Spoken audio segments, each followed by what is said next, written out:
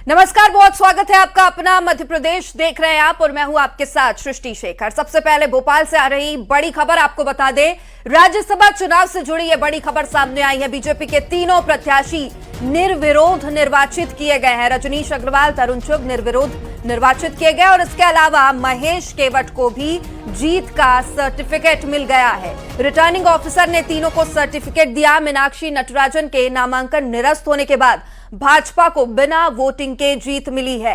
ये तस्वीरें भोपाल राज्यसभा चुनाव से जुड़ी बड़ी खबर। तीनों बीजेपी प्रत्याशी निर्विरोध निर्वाचित किए गए। रजनीश अग्रवाल, तरुण चुग निर्विरोध निर्वाचित किए गए और साथ ही बीजेपी के तीसरे कैंडिडेट महेश केवट को भी जीत का सर्टिफिकेट मिला। मीनाक्षी नटराजन के नामांकन निरस्त होने के बाद अब तीनों ही भाजपा प्रत्याशियों को बिना वोटिंग जीत मिली है और जीत का सर्टिफिकेट तीनों को ही मिल चुका है। तो राज्यसभा की तीनों सीट पर बीजेपी ने निर्विरोध जीत दर्ज की है। निर्विरोध निर्वाचित किए गए हैं। रजनीश अग्रवाल, तरुण चुग निर्विरोध निर्वाचित किए गए। महेश केवट को भी जीत का सर्टिफिकेट मिला। दो चीजें मुझे दिखाई देती है। एक तो कांग्रेस की अंतर्कलह है। अगर वो इस चुनाव को महत्वपूर्ण मानते तो एक वकीलों का पैनल रहता है। हमारी पार्टी भी व्यवस्था करती है कि प्रत्याशी का फॉर्म पूरी तरह से वैध रहे और नामांकन अच्छे से दर्ज हो, किसी प्रकार की कोई कानूनी और तकनीकी त्रुटि नहीं सामना करना पड़े। ये जिम्मेदारी राजनीतिक दल की होती है। पर कांग्रेस का जो अंतर्कलह है, कहीं ना कहीं टिकट वितरण में भी हमने देखा होगा, इनके वरिष्ठ नेता कोई भी इस नॉमिनेशन फाइल करते समय या अन्य कहीं हमको दिखाई नहीं दिए, चाहे कमलनाथ जी हो, दिग्विजय सिंह को तो उन्होंने इस पर बयान देने के लिए कहा पीसी में, प्रेस कॉन्फ्रेंस में, लेकिन वो नहीं बोले। ये बताता है कि कांग्रेस के अंदर की अंतर्कलह भी इस फॉर्म रिजेक्शन के कारण जिम्मेदार है। सर, आप तीनों आपके जो कैंडिडेट थे, महेश केवट, रजनीश अग्रवाल और तरुण चुग, निर्विरोध जा रहे हैं राज्यसभा? जी बिल्कुल, हमने तो कहा था कि केवट की नैया पार लगेगी और लगी। आपके चैनल पर ही कहा था।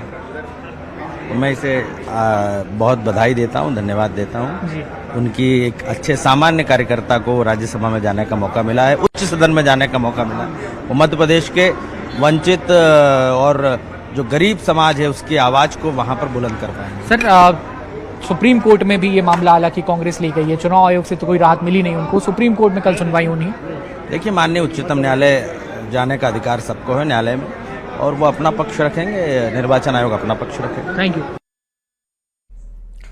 और वहीं राज्यसभा चुनाव मामले में जितू पटवारी का बयान सामने आया। उन्होंने कहा कि नामांकन रद्द होना एक अपराध है। सरपंच के चुनाव में भी ऐसा नहीं होता है। अब राष्ट्रपति से ही न्याय की उम्मीद है। तो राज्यसभा चुनाव मामले में जितू पटवारी ने कहा नामांकन रद्द होना एक अपराध है। सरपंच के चुनाव में भी ऐसा नहीं होता। अब राज्यसभा नहीं जाएंगी, ये बिल्कुल साफ हो गया। आज कोर्ट में भी सुनवाई थी। कोर्ट ने कह दिया कि न्यायिक प्रक्रिया, जो चुनावी प्रक्रिया, उसमें हस्तक्षेप नहीं। कल सुनेंगे। नामांकन वापस लेने का आज अंतिम दिन। ऐसा है कि ये क्राइम हुआ है और क्राइम के अगर मुख्य सूत्रधार है भारतीय जनता पार्टी। जिस तरीके से नामांकन रद्द किया, ऐसा सरपंच का नामांकन भी रद्द नहीं होता। ये उच्च सदन की बात है। अभी हमारे पास न्याय की उम्मीद का है मुख्य निर्वाचन आयोग। वहां गए, आज तक कोई निर्णय नहीं। फिर न्याय की उम्मीद क्या, न रिजेक्ट किया गया न स्वीकृत किया गया।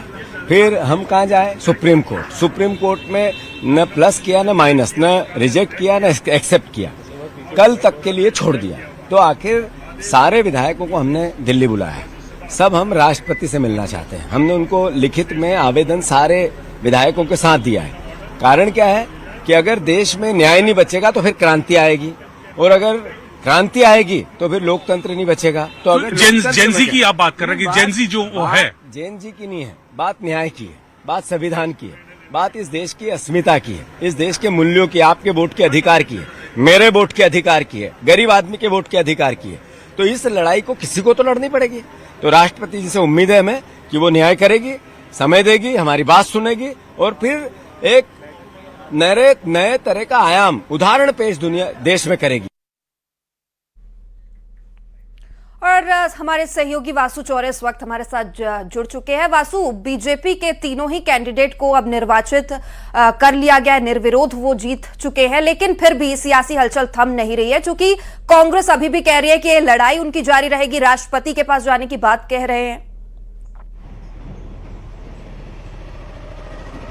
बिल्कुल, देखिए कांग्रेस अपनी तरफ से पूरा जोर आजमाइश जो है वो कर रही है। कल भी कांग्रेस के तमाम नेता दिन भर धरने पर बैठे रहे, इलेक्शन कमीशन गए, वहां से राहत नहीं मिली, कोर्ट गए, कोर्ट में आज सुनवाई तो हो गई, लेकिन कल तक के लिए जो सुनवाई अप्रूव तो हो गई याचिका, लेकिन कल तक के लिए जो सुनवाई है वो टाल दी गई और अब कल इस पूरे मामले को लेकर सुनवाई होगी। इस सब के बीच कांग्रेस की मुसीबतें लगातार बढ़ती रही और आखिरकार आज 3 बजे का समय आ गया। आज 3 बजे का समय नामवापसी के लिए तय था और कांग्रेस को जब तक कोई राहत नहीं मिली, इसलिए मीनाक्षी नटराजन का जो नामांकन है वो पूरी तरीके से निरस्त माना गया और इसी के चलते बीजेपी के तीनों ही कैंडिडेट्स, चाहे वो तरुण चुग हो, चाहे रजनीश अग्रवाल हो या महेश केवट हो, उनको निर्विरोध निर्वाचित जो है वो विधानसभा के लिए कर दिया गया है। इस पूरे मामले पर लगातार सियासत हो रही है, कांग्रेस इलेक्शन कमीशन को घेर रही है और तमाम पूरी प्रक्रिया जो हुई है चुनाव की उसको लेकर कई तरीके के आरोप लगाने का काम कर रही है। लेकिन बीजेपी का साफ तौर पर यह कहना है कि कांग्रेस से त्रुटि हुई, कांग्रेस ने ठीक से नामांकन जमा नहीं किया, कांग्रेस के अंदर अंतर्कलह है,